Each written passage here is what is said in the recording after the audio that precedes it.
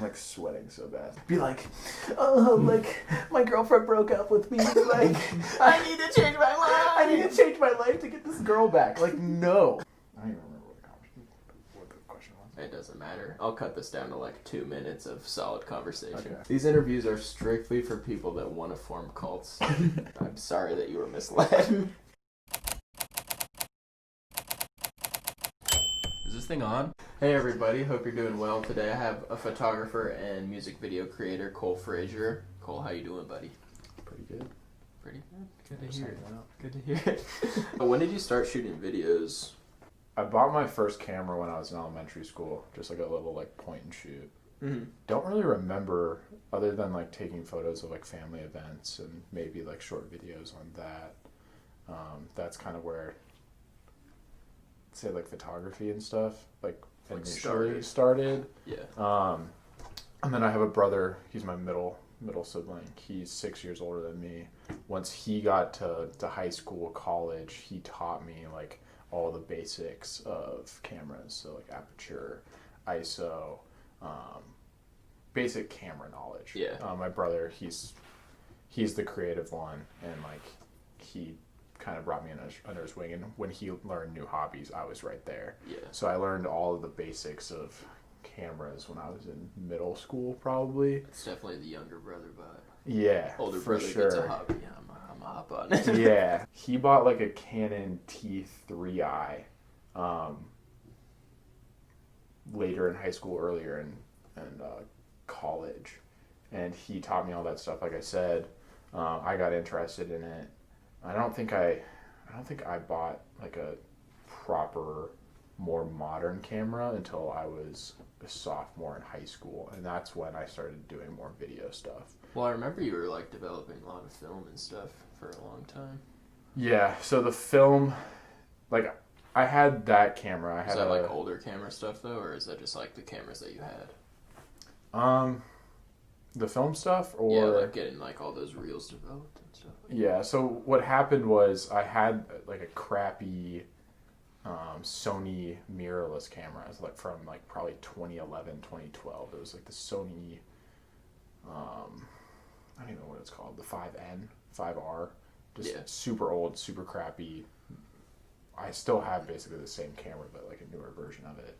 And that's when like I was still doing it just for fun. Mm-hmm. And then once I got to, I don't even know when it happened, honestly. It was like freshman year or sophomore year of college. I found so like when you used to shoot reels of film, they have like these things that you can splice the film together. It's like an editor, but you're literally splicing. Mm-hmm. I found one at an antique shop, and I like looked into like, I was like, I want to shoot video, but like it'd be super cool if I could shoot on film. And I looked into how much it was, and I was like, I can't afford this. Not doing like that. Just straight up, I can't afford this. Yeah. And my dad was like, hey, I have my film camera from when he was in the Navy. He had a Nikon F3, which is a lot of film photographers' like favorite camera. Oh, really? So he gave it to me as like a Christmas present, and I started shooting a ton of photos. And I kind of put video on like a back burner because I was way more of a film or like a video person before. Like when my middle brother Jess moved out to San Francisco, like I filmed the whole trip, and that's like I did like the daily vlog bull crap. Like that was probably senior year of high school going to freshman year. I was like vlogging and like, doing all that stupid stuff that like watching too much Casey Neistat, thinking that like my life was interesting enough to put on the internet. Yeah, wasn't. Dude, you're definitely weird enough to vlog, but go ahead. Yeah, definitely weird enough to vlog. No, it was bad. And then so I don't know. Film photography got me like really into like that's when I got really serious. Mm-hmm. Like I was shooting way too many rolls of film, spending way too much money, and then eventually that kind of I don't know. I don't honestly thinking like talking about the time frame of all this probably doesn't make any sense. It's alright. Because I feel like I'm just mumbling about like random events. February of like I remember the date because it was the second show Little Skies did in Morgantown. Mm-hmm. He performed at Yummypalooza 1. And I didn't go to that. The next year he came right before the Red Roses tour. Okay. I don't know if you remember that show. I do. It was at main stage. It was sold out. That's where like music kind of started for me, like being involved in music. My buddy Garrett, he goes by like Garrett304 on Instagram. He was shooting the show. I DM'd him and I was like, hey, I really want to shoot this show. Mm-hmm. And he was like, I can't really like pull any strings for you, but if you bring me a camera, I'll bring your camera in. And I already had a ticket. So I got into the show.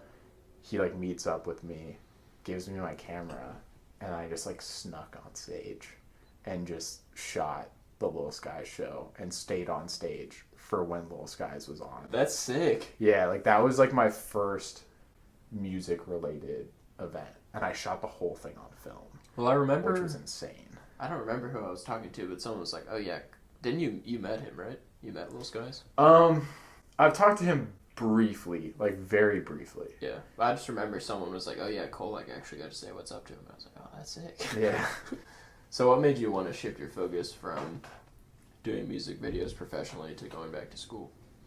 I think stepping back and looking at, I don't know, I think looking at end goal.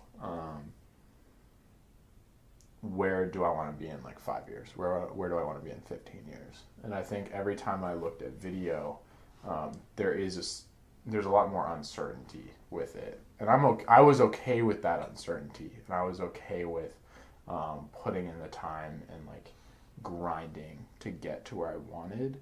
But when I stepped back, I was like, okay, I'm going to be bludgeoning my way for the next probably 4 years to get maybe 3, 2, I don't know how long it was going to take. Mm-hmm.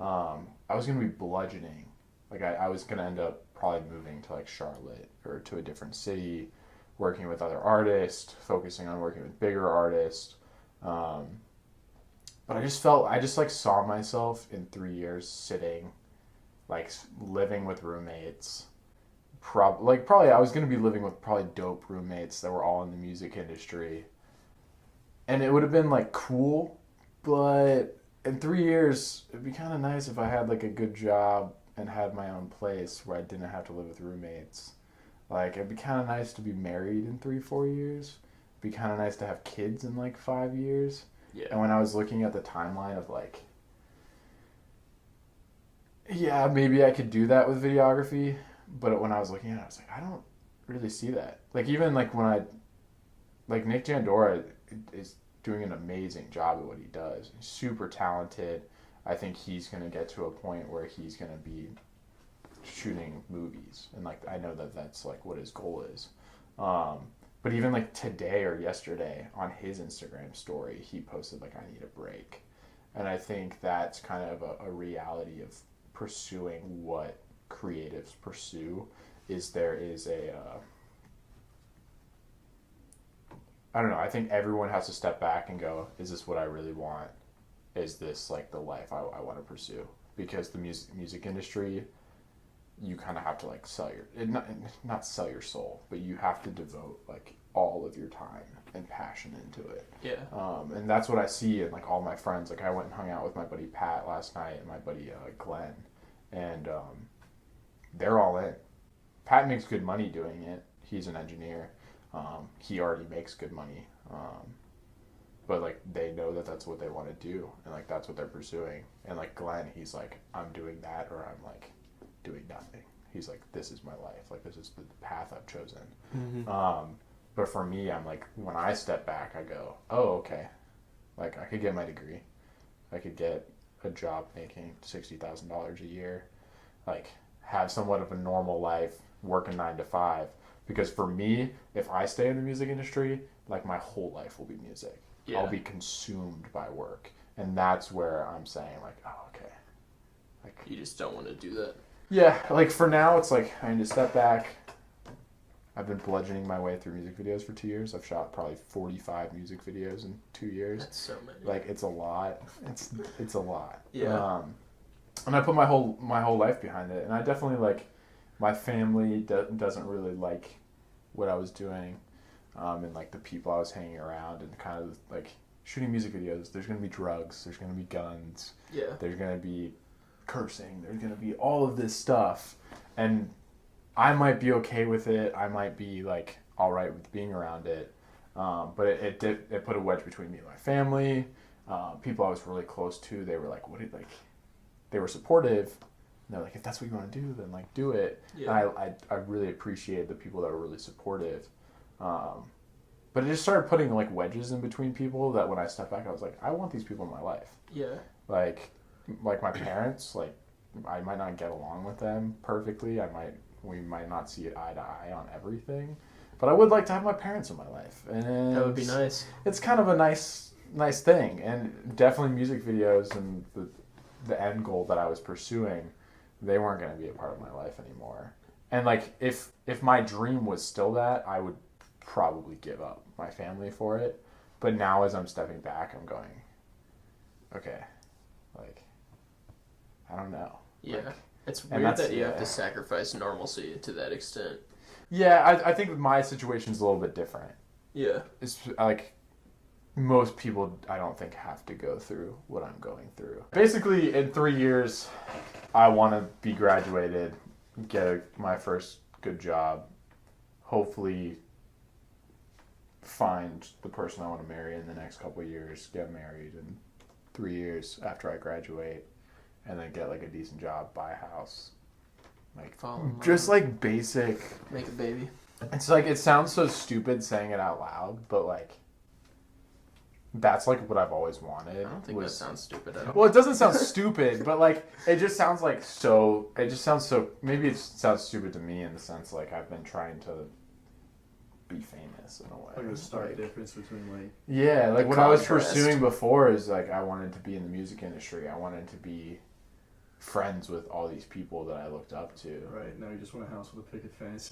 Yeah. And 144 children running around. Exactly. Boxed in. Yeah, like I wanted to like be friends with Post Malone. Like I wanted to be I don't think I wanted to live in LA, but I wanted to go out to LA and be hanging out with all the best artists and like friends with all the best videographers. I wanted to be a part of the music industry and kind of everyone says like gatekeeper. At least the people I'm around, I don't know if real people say that. But what does that mean? What do you mean, like gatekeeper? Gatekeeper in the sense of like Cole Bennett's a gatekeeper. He can take any artist he likes and give them a platform and give them like shoot a music video for them, and they automatically are going to get 1 million views. Yeah. He has a platform, so he opens the gates for people. It's I understand. Yeah, so I wanted to get to that point. Like I wanted to have all, and I didn't want to like. My problem was always, I'm mad awkward when I first meet people because, like when you meet people at concerts, it's like. You don't want to be that dude that's like fanboying, but also like. I don't know. It's like you want to treat them like a human, but like. I don't know. That first approach is always so like weird for me. So I'm like, why am I talking to you? Like to be like not to make it weird, but it's like why like what's the purpose of me like going up to you other than like I know that you make music or like I know that you're like famous. Mm-hmm. Like I don't want that like I know weird. Who you are. Yeah, it's like I feel like approaching someone and being like I know who you are. I follow you on Instagram. Yeah. Like the Jack Harlow show, I went up and talked to his best friend, Urban.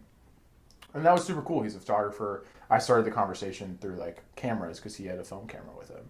And I had a film camera. So we just started talking based on that. And I think that's like a way more appropriate way to like start conversations with people. You could just be like, hey, I'm Cole.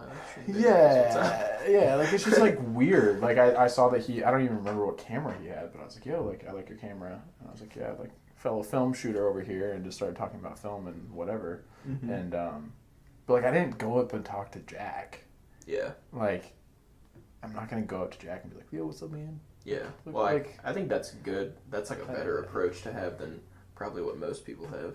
Yeah, like I could have. Yeah. I could have gone and been like, yo, like I really like your music, and maybe he would have been open to that, but like he was sitting with like two pretty girls. I'm not gonna like go butt Kill into the his vibe. conversation. Yeah. Like that's like not my place. Like that, I think with famous people or like people that are known, like they're just normal people. Oh Like, yeah, that was the original goal. Was you were inspired by someone like Cole Bennett because he's like the first like music videographer to get like popping like that. I don't know. I think it's kind of funny for anyone to kind of talk about like, oh, I want to be the next Cole Bennett, because the way that Cole Bennett came up and the way that he positioned himself and the opportunities that came up, no one's ever gonna like do that again. Yeah. Like he's from a town like an hour or two west of Chicago, and like kind of just I'm not friends with him. I don't know his exact story, but he kind of blew up through working with Famous Dex, and he was just kind of a part of that. He started to become a part of that Chicago scene and got opportunities. And he has a lot of really talented friends and like people around him that are part of Lyrical Lemonade, and Lyrical Lemonade is way more than just music video directing, and that's why he's successful, is because what he does isn't just what, I don't know, I don't like using names necessarily, but there's a lot of music video directors. There's a lot of people that do what Cole Bennett does on the music video side, but there's no one else that does what he does when it comes to his company as a whole. Yeah. Like he's a full-fledged, basically, media company, clothing company. They have a Jordan collab. Like he's culturally involved. Yeah. Whereas someone, he's in like the fabric. yeah, He's like part he's, of like the like blanket. yeah, he's a part of Lyrical Lemonade. Is a part of like music culture. Yeah. And you can't, like, there's other music That's platforms. like undeniable too. Like, yeah, it's undeniable. Mm-hmm. Like what he's created is something that I don't think anyone can just like do. Yeah, like I can say that I wanted to make the next Lyrical Lemonade, but like, what does that even mean? Yeah. Like that you can't just do that. Like Yeah. you can, but you're not going to get the same outcome. You're not Mhm. going to get the same thing. Like what I'm good at's not the same thing like he's good at. Yeah. And it's like, also like about adapting to circumstances too. So like he Yeah. fit the niche properly. Yeah. I think that's where a lot of people get it twisted just in general about their Yeah. lives, is they like if you aspire to be somebody, you shouldn't do that. Don't do that ever. But Yeah. you shouldn't just aspire to be like someone. But if you aspire to have like a similar career, you have to understand that your path isn't going to be exactly the same as theirs. I found a DM on Instagram, and someone had posted about like, hey, I'm having like really vivid dreams, and I had been having really vivid dreams at the same time. So I messaged them and was like, hey, because she was curious, like, hey, is anyone else having really vivid dreams? And I was like, hey, like, I am. Like, what are your dreams about? And kind of a weird thing. Like you. Anyway. Yeah. Go ahead. So it was like the dream I in the message it says like, hey, I had like 3 vivid Hold dreams. on, time out. When is this? When is This this was happening? August of last year. Okay, So like go ahead. beginning of the Sorry. school year. I think I was still in engineering school. I didn't mean to at that interrupt point. you, but I was confused. So a year ago, I had a really vivid dream where I was driving a Lamborghini Huracan. Don't know why specifically that car. I don't think I would ever want to own that vehicle. It's a cool car though. Yeah, like I think it's the Honda Civic of supercars, like For sure. So I don't know. Like I was driving a Huracan, and in the message it said that I was hanging out with a lot of people that I like respect, and I don't remember if I was hanging out with like Cole Bennett or like Post Malone or whoever it was. I just remember I was hanging out with the people I was like basically in the dream I was at my end goal, but in the dream I was like not happy. Oh no. I remember feeling like the feeling of like discontentment.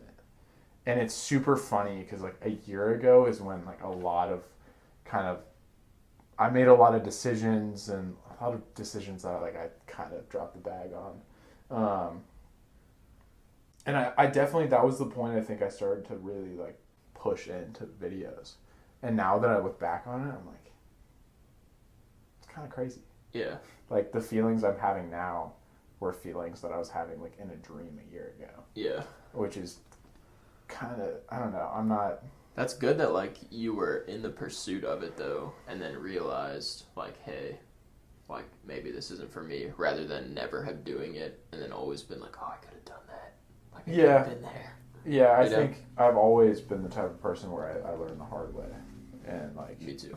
Yeah, like, that's even something, like, I had dinner with my parents a couple nights ago, and they were like, yeah, like, we understand that you're going to learn the hard way with a lot of this stuff. I'm getting to the point where I'm kind of tired of, like, learning the hard way. Mm-hmm. I think I'm still going to learn a lot of things the hard way Yeah. in my life, but one of, like, the major things, like, right now, I'm just listen. It's going to be the most melancholy interview of all time. Yeah, everyone watching this is going to be like, my dreams are a sham. No. It's all a facade. 100% I need to get a day job. No, like, 100% not. I think... go full-time at Olive Garden. Yeah. Like, I think what people are telling me, and I think the advice that, like, I think is very valuable, is it's okay to step back and look at the direction you're going and to question it. Contact him for music videos. He's going to charge you full price, but still do it anyway. Hit him up on Instagram. His Instagram is at Cole Frasher. That's at COLE_FRASHER. I'm Sam. This was Cole, and you guys take it easy.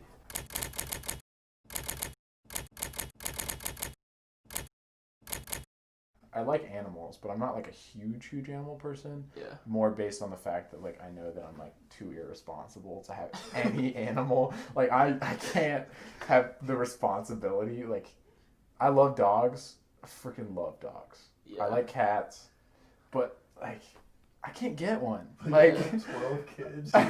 He's like, when I was in kindergarten, he's like, I don't want a dog. Goldfish I'm not responsible enough for a I'm not responsible enough for a cat, which is basically just a human in fur form. Yeah, it's just a But I plant. want to have 10 infants.